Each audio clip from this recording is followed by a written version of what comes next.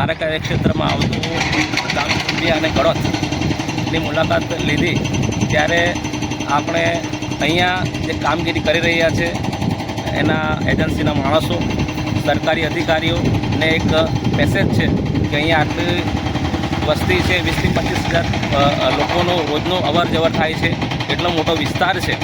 અહીંયા કોઈ પણ સરકારી અધિકારી, આજે શનિવાર છે, રવિવાર છે, પણ કામ ચાલુ છે, કોઈ પણ હાજર નથી.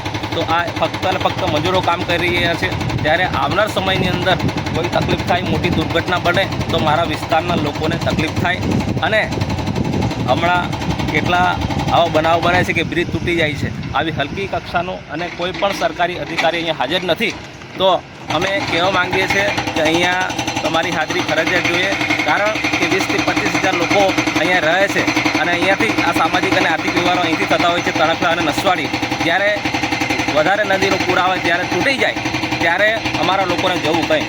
એના માટે અમે આપના માધ્યમથી, ઇલેક્ટ્રોનિક પ્રેસ મીડિયાના માધ્યમથી કહેવા માંગીએ છીએ કે અહીંયા જે તે અધિકારી હાજર રહે અને એમની હાજરીમાં કામ થાય.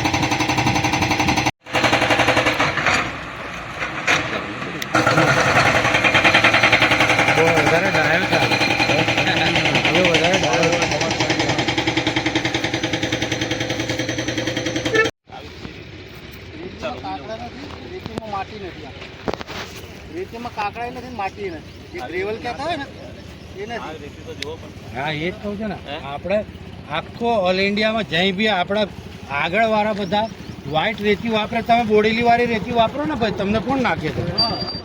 હા, બોડેલીની રેતી વાપરો ને. નથી કાકડા કપચા પેલા જે કહો ને ગ્રેવલ. વિનુભાઈ, ત્યાં ઊભા થઈ જાઓ તમે. ના